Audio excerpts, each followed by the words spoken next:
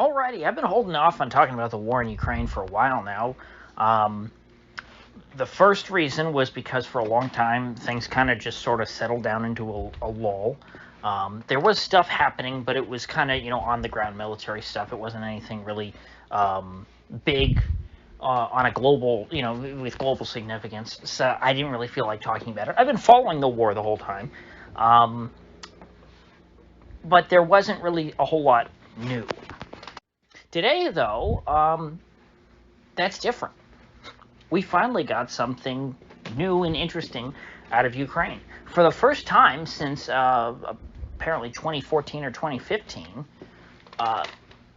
the Ukrainian army has successfully taken back territory that was previously occupied by the Ruskies.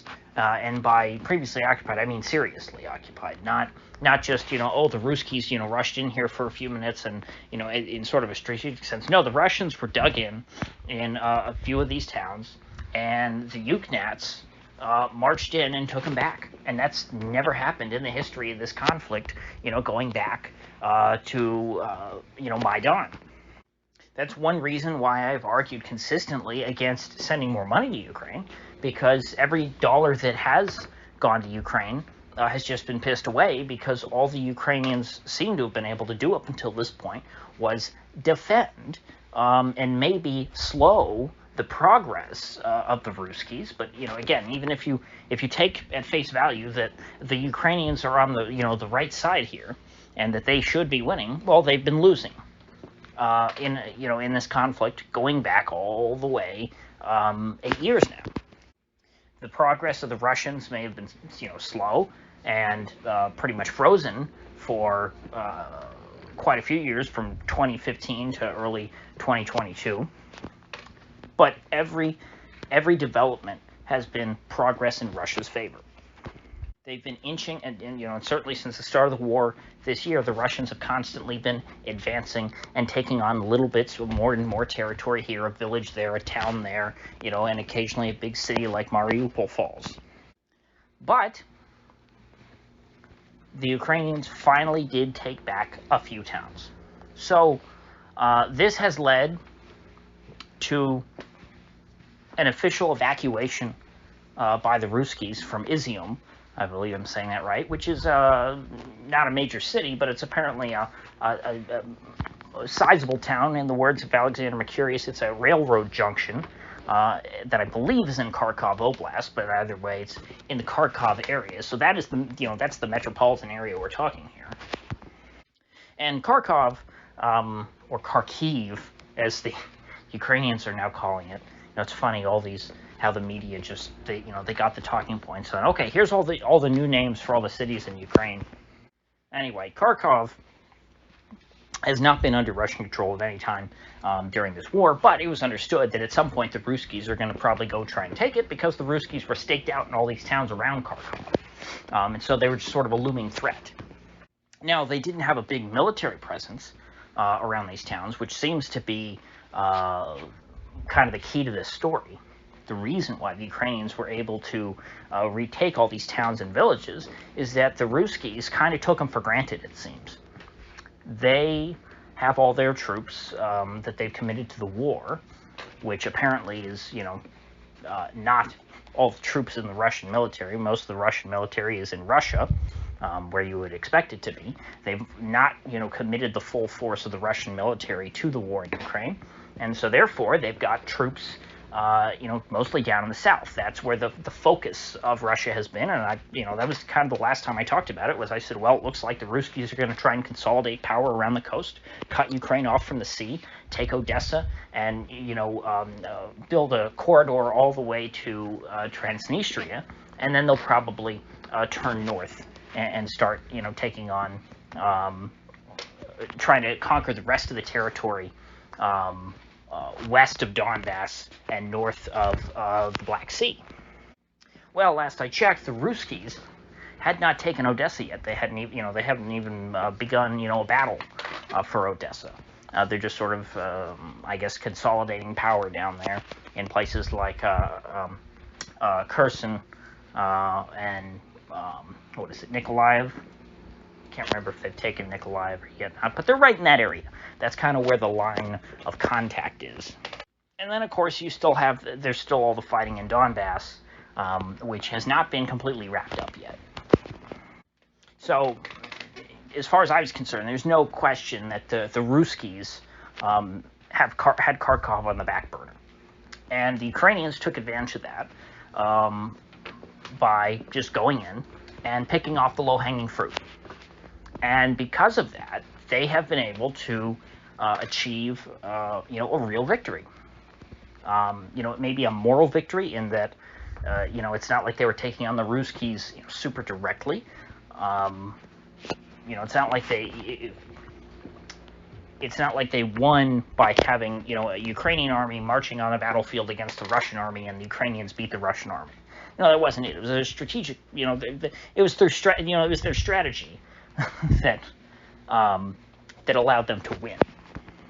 And so that's still a win nonetheless. Now, will they be able to keep this forever? No. I mean, if the Ruskies really wanted to commit troops to this area, they could push the Ukrainians back out. But I don't think they want to do that right now. I think if they did do that, that would probably be a mistake because it would be drawing their attention away from the south, unless the Ruskies just wanted to inject more troops. If the Russians, now who knows? Maybe let's take this as unfavorably to the Russians as possible. Let's say that the reason why the Ruskies aren't fighting harder in Ukraine and throwing more troops at the country is not because they're showing restraint, but rather because they just don't have any soldiers. Now, do I believe that? No, because there just haven't been that many Russian soldiers from everything I've seen that have been sent to Ukraine. I would think that the Russian army is quite big. And hawks, on the right wing, within Russia, from what I understand, have been quite critical of, Putin and his underlings for not going all in on the war in Ukraine and just, ripping the Band-Aid off. And I can somewhat understand that is possible because that's, there's been very similar criticisms of wars in the past fought by the United States. They always said that the president's just not fighting hard enough. He's showing too much restraint. He's worried about the politics of it. He's just, Lyndon Johnson micromanaged the war in Vietnam, blah, blah, blah. Oh, the surge worked in Afghanistan. It worked so well.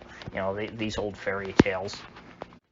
And so I would not be surprised if, in fact, it is the case that Putin, like the politicians here in America, are not committing the full, force of the Russian military to what the Ruskies like to call their special military operation.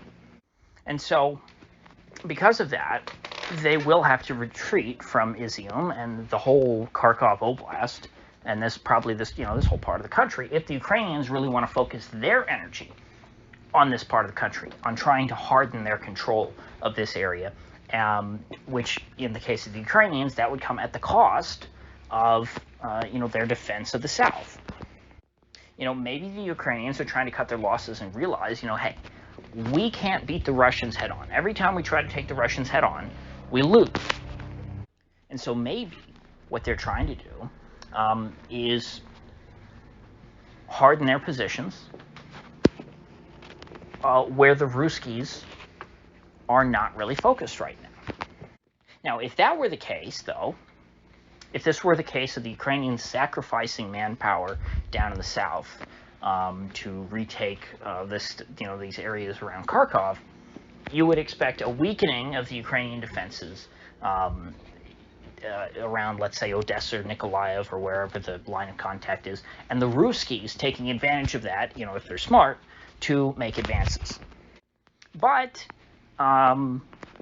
we may not even see that in this case because, again, I'm getting this from Alexander Mercurius because those guys at the Duran, they're plugged into this much better than I can. So I watch them and a couple other people, and that's kind of where I get my facts of this stuff, and then I try and decide my own opinion from there. Obviously, I have much greater respect for their opinions than my own, but I do have my own thoughts on this. So, but really, everybody should you should be subscribed to the Duran. They're going to tell you much more. They're going to tell you pretty much everything you need to know about this war. But anyway, according to Alexander, from what he's been seeing, the Ukrainians are supposedly have only committed about 9,000 troops to their operations around Kharkov, which in the grand scheme of the Ukrainian military is not a whole lot of people. The Ukrainians remind me a bit of the North Koreans, actually, in that sense, during the Korean War. It was said that they would, what was his name? Kim Il-sung he would launch these great charges and send hordes of North Koreans, over the hills, and just completely swamp the Americans, even though the Americans were much better equipped and much better trained. These North Koreans, a lot of the time, they would be charging in, and wouldn't have ammo. They'd just have their bayonets affixed to their Mosin Nagants, and they'd charge. And they had such an overwhelming, advantage in numbers that, they gave the Americans a run for their money. And so, if you look at it this way, the Ruskies are committing, supposedly, a minority of their military power, of their manpower, to the war in Ukraine. They're not going all in, rounding up everyone from around Russia and sending them into Ukraine all at once. They keep shuffling guys in and out. They keep rotating troops, always keeping them fresh. Whereas the Ukrainians are fighting with their full force at any given time. They've got all hands on deck. They've blocked the borders. They did not let any men out. They are, from what I understand, I've seen foreigners who, from their last known contact, were not in Ukraine to fight a war, ending up, killed on the battlefield. Actually, one very sad story I remember early on of a man who went there, at the beginning of the war to try and get his son out because, he had one of these Ukrainian mail order brides deceive him, and then flee with his child from the United States. And so he went to Mariupol to get her back, and or to get his, I think it was his son, get his son back, and he was found dead, and apparently seems he was conscripted by the Azov guys. So if they're rounding up foreigners who just were unlucky enough to be in one of these cities for some reason, I would say that the Ukrainians have got all hands on deck. So do I see this as a game changer? Do I see this as the Ukrainians, they're turning the tide in the war, and, today Kharkov, or today Izium, and tomorrow Moscow? Do I think that Zelensky will be riding in on a tank into Moscow, like he's Liz Truss or something? No. That's not going to happen. We don't need to, discuss fairy tales here. The Ruskies have the overwhelming advantage. In the words of Kamala Harris, Russia is a big country, and they're fighting a little country, and that's Ukraine. Okay? So the big country is going to win, assuming that they really want to win and that they are going to commit their full military force. It is possible to drive out a bigger power from your country through asymmetric warfare and just eroding their will. That's what the Viet Cong and the Taliban had to do to eventually drive out the American military. But I don't see that kind of war going on in Ukraine yet. This is still a conventional war. And even if they were able to pull one over on the Ruskies this time, they're not going to beat the Ruskies head on. So Russia can afford to make mistakes, in other words. Ukraine cannot. When Ukraine makes a mistake, every single time, it's catastrophic for them. Even when they're doing pretty good, they're still going to end up losing. They have to really get lucky like this, or really outsmart the Ruskies to attain any sort of victories over them in this war. The Ruskies can screw up here and there, and still come out ahead overall. The bigger problem of the fall of Izium for the Ruskies is political. It's internal. people within Russia, and as well as people within, Russian-occupied Ukraine, are going to look at the Ruskies a little differently. They're going to look at the Russian military and say, you know what, these guys aren't invincible. And so maybe we shouldn't collaborate with them, because the Ukrainians have made it clear that any collaborator, and by collaborator they mean if you accepted like food from the Russians, if the Russian military came in and your town was devastated and they said, hey, here's a chocolate bar, like you remember all those pictures of at the end of World War II when American soldiers would hand they'd give a Hershey's bar to some starving Jew in a concentration camp. Yeah, that would make those Jews collaborators in the eyes of the Ukrainian government. And so folks are going to have to think twice if they're in an area that the Ruskies potentially could withdraw from if they're put under enough pressure. And that's going to make it more difficult for the Russians to operate in these areas that they occupy, because they're going to have to deal with some people on the margins dropping off who otherwise would have been happy to collaborate with the Russian occupation, who no longer will, because they're going to fear retribution in the case that the Ukrainians retake that town. And so the Russians need to do something to erase the psychological effect of this defeat.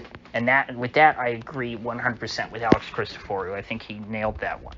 I think that is the main focus here, even though we're 16 or almost 17 minutes in and I just got to it. But that's the issue here. This is a psychological defeat for the Russians, and they're going to have to inflict an equal psychological defeat on the Ukrainians if they're going to recover. It's not about losing the territory. It's about losing that sense of invincibility. In other words, the glass mask of the Russian military, this mask that they wore of this invincible super soldiers, that can just ride in and wherever they set foot is going to be a part of Russia forevermore. That mask has been shattered. Izium proves that towns can change hands, and not just in the short term, not just in little things, but when people are dug in. When they've planted the Russian flag and they've said, well, maybe they didn't officially say this is Russia, but that was kind of the impression that I think the locals would have gotten. They would have said, hey, you know what? We're going to be a part of Russia, and maybe that would terrify some of them, and certainly some of them would be thrilled at that idea. But now what we're seeing is that that's a two-way street. And so the Ruskies need to erase that perception. And so maybe that means taking the bait and going back and focusing, because you can't just take back the towns that have been lost. You got to take them back, I think, and go after Kharkov itself. Reorient towards Kharkov. That's one way that they could go, but again, that would be taking the bait. That would be following Ukraine's lead. And typically in a war, that's not a good idea to let the enemy provoke you, because then your moves are predictable and they're probably prepared. There's probably a reason why the Ukrainians attacked the Ruski towns in Kharkov Oblast and not Kherson or whatever the hell you say. So, with that said, I will see you folks back here tomorrow.